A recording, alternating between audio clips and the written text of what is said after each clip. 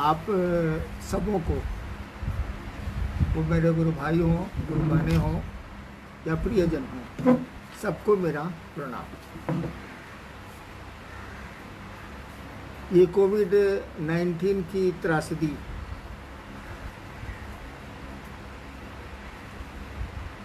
में हम सभी अभी हैं, लड़ रहे हैं, जूझ रहे हैं। जीतेंगे तो हम ही।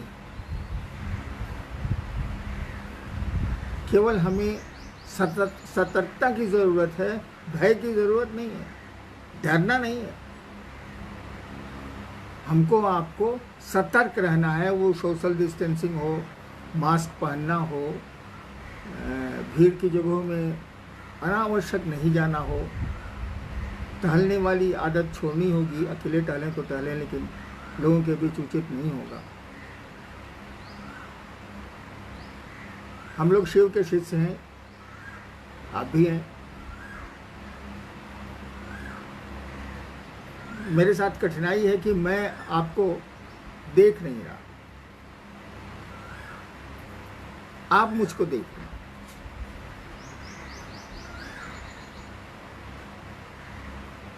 इसलिए आपने सोशल डिस्टेंसिंग का पालन किया है कि नहीं, आप सतर्क हैं कि नहीं, ये आप ही बता सकते हैं। मैं तो, आप दिख नहीं रहे हैं तो मैं तो नहीं बता सकता। जब से ये सूचना दी गई है कि मैं कैमरे पे आऊँगा, फेसबुक लाइव में आऊँगा,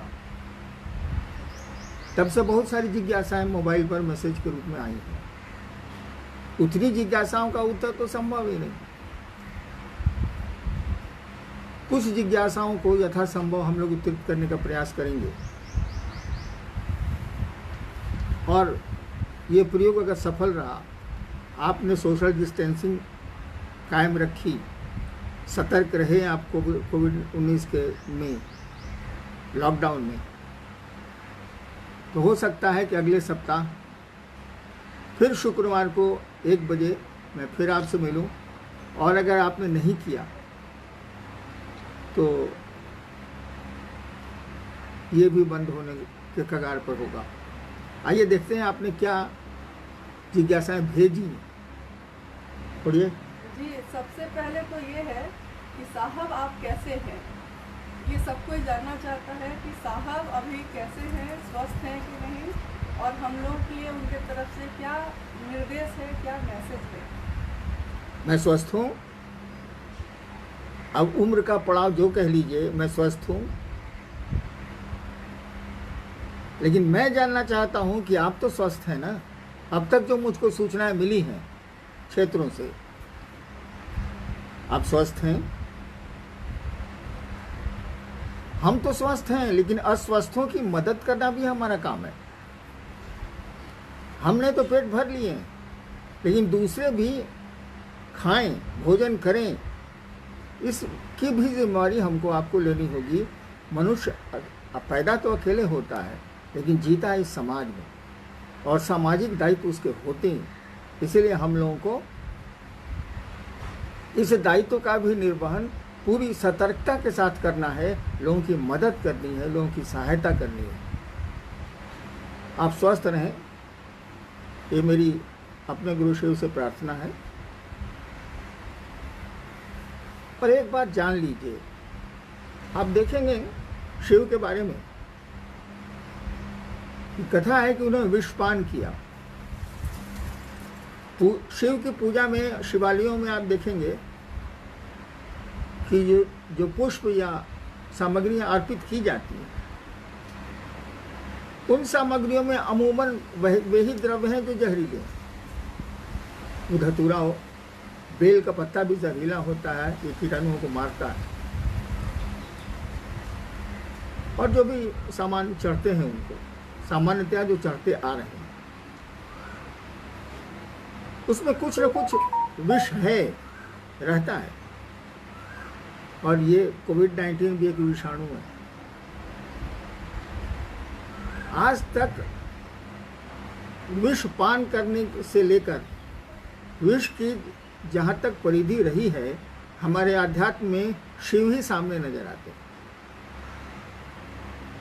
तो विषाणुओं से मुकाबले में फिर शिव हमारे आपके सामने होंगे। हमको शिव के नज़दीक जाना चाहिए। होता ऐसा है कि शिव हम लोगों के बिल्कुल करीब है, हम ही शिव से दूर हो गए, हम ही महादेव से दूर हो गए। हमको अपने मन को शिव के नज़दीक ले जाना चाहिए। काम ही क्या है, दिन भर काम कर लेते हैं, लॉकडाउन में तो वो भी काम करीब करीब बंद है। शाम में फुर्सत तो मिलती है। मैं नौकरी में था तो 10 बजे रात में कभी कभी मुझको प्रशासन से के काम से मुक्ति मिलती थी, और तब भी मैं शिव चर्चाएं करता था।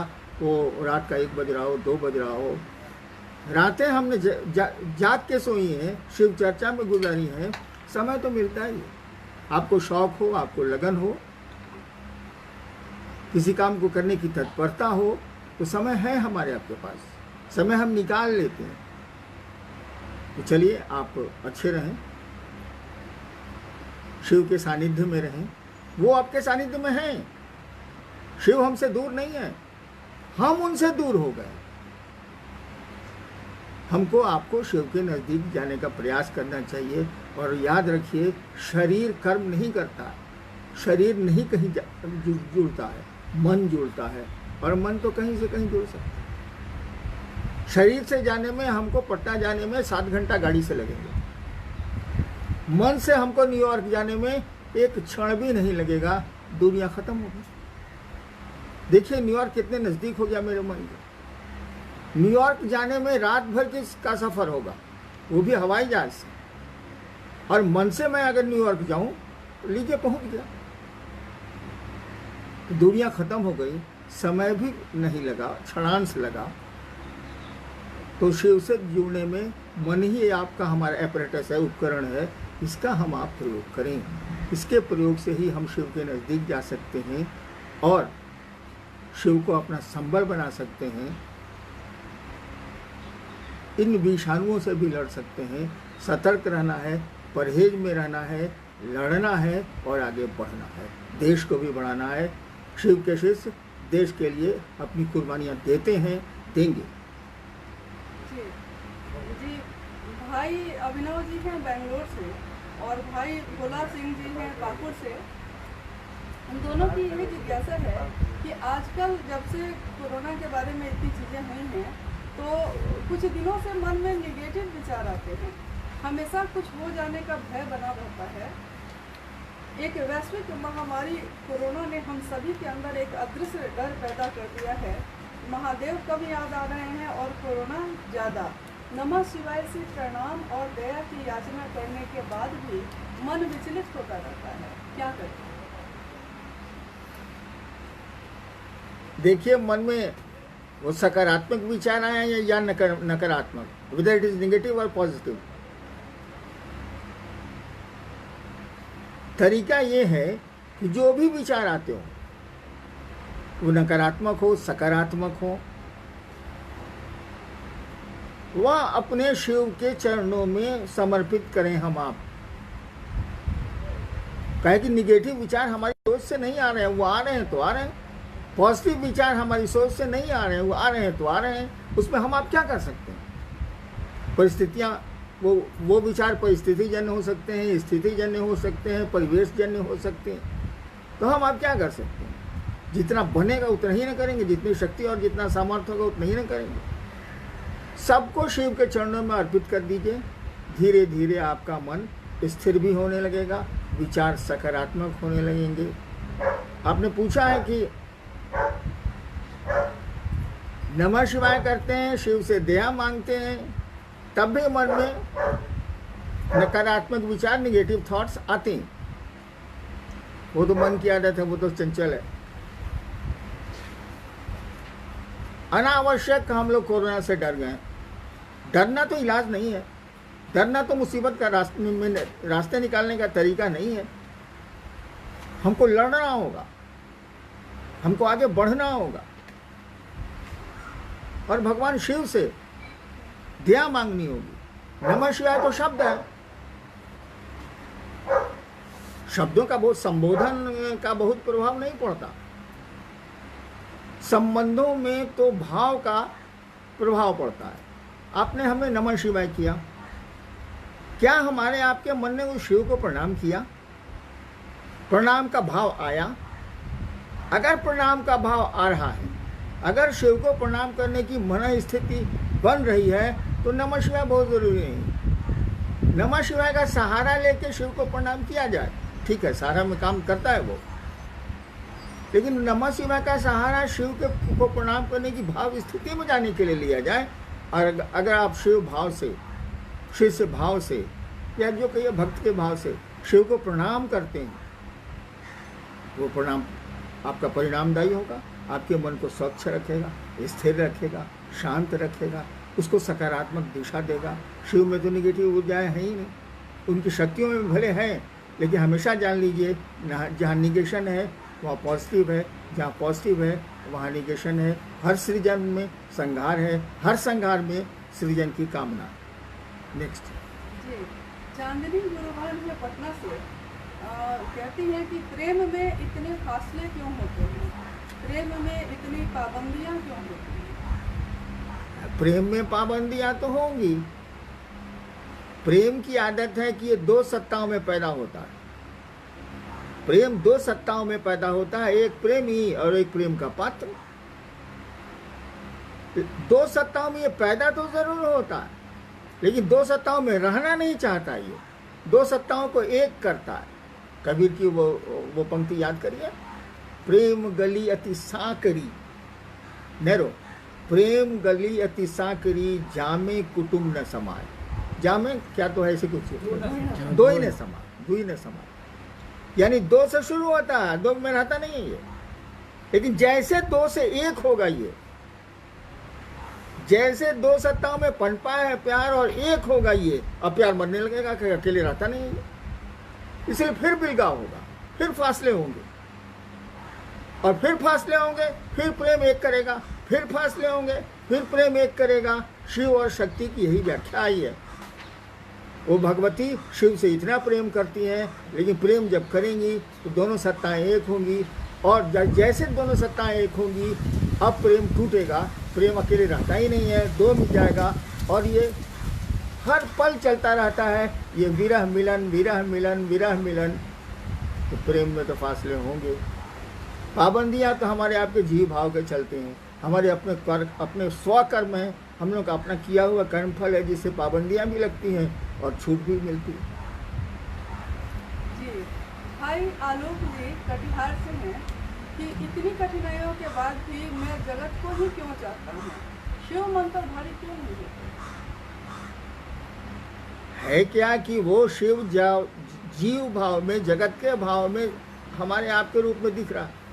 वही शिव जब जीव भाव में आता है, सृष्टि की इच्छा करता है, तो जगत और जीव श्रेष्ठ होता है।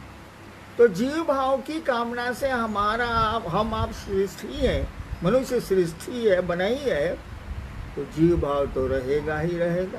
वो तो बाई बर्थ है, प्रेम भी बाई बर्थ है, लेकिन जगत से जीव भाव रहेगा ही रहेगा। और जब जीव भाव रहेगा तो सोच में भी जगत होगा। यहाँ शिव भाव को लाना पड़ता है। आप गुरु के सानिध्य से लाइए, गुरु कृपा से लाइए, गुरु की दया से लाइए, लेकिन यहाँ शिव भाव लाना पड़ता है। उसके सीड हमारे आपके बीच हैं, हमारे आपके प्राण में हैं, हमारी आपकी में आए हुए हैं, बने हुए हैं, लेकिन उस सीड को अंकुरित कराना होगा, पल्लवित कराना होगा, पुष्पित कराना होगा, इस तरह से चलना होगा। करिए, शिव को प्रणाम करिए, लगन से करिए, मन से करिए, और सबसे बड़ी बात है भाव से करिए। धीरे धीरे कुंठाएं और अन्य चीज़ें खत्म होने लगेंगी, आपका मन शांत होने लगेगा। जी, ओम जी विराटनगर नेपाल से हैं। कैसे हो पाएगा प्रथम और तृतीय सूत्र, जबकि सुबह से लेकर रात तक रक्त बीज की तरह कोरोना जकड़ के रखा हुआ है, हम सभी को देख रहे हैं। ओम जी नेपाल के गुरु भाई भी लगता है कि देख रहे हैं।